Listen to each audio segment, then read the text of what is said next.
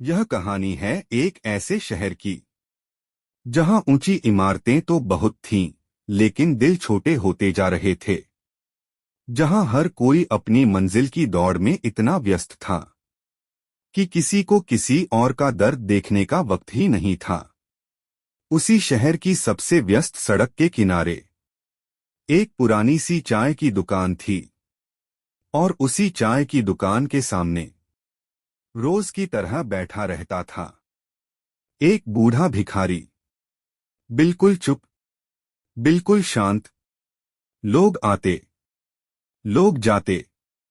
कोई एक सिक्का डाल देता, कोई मुंह फेर लेता, और कोई उसे इंसान समझने की जरूरत ही नहीं समझता।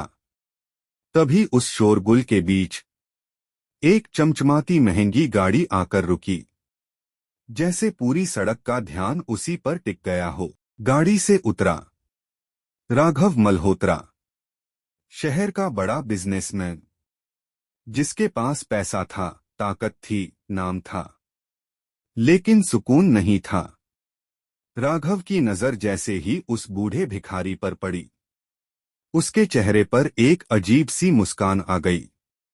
एक ऐसी मुस्कान जिसमें दया नहीं, सिर्फ घमंड था।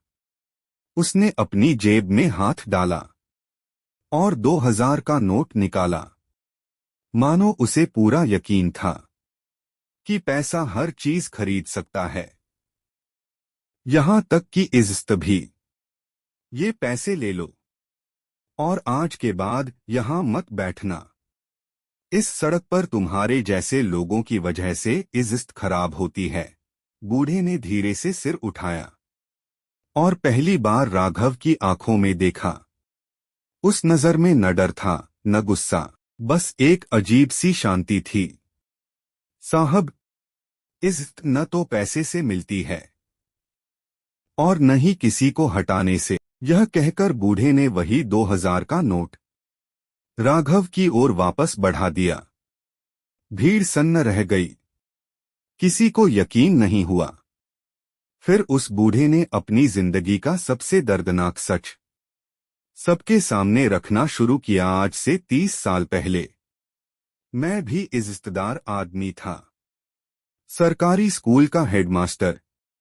बच्चे मुझे गुरुजी कहते थे। मेरी एक बेटी थी, बहुत होशियार, लेकिन उसके साथ जो हुआ, उसने हमारी पूरी जिंदगी तोड़ दी। मैंने न्याय मांगा, थानों के चक्कर लगाए, कोर्ट गया, लेकिन पैसा और ताकत जीत गए। न्याय न मिलने से मेरी बेटी टूट गई, और एक दिन उसने अपनी जान ले ली। बूढ़े ने राघव की ओर देखा और कहा, वो अमीर आदमी आप थे। राघव का घमंड चकनाचूर हो गया, उसकी आंखों से आंसू बहने लगे। वह वहीं घुटनों पर बैठ गया। मुझसे बहुत बड़ा पाप हो गया।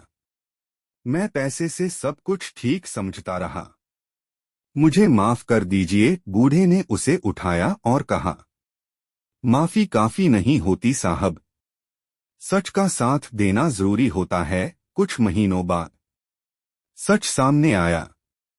पुराना केस दोबारा खुला, और आखिरकार न्याय मिला। याद रखना, इज्जत पैसे से नहीं, इंसानियत से मिलती है।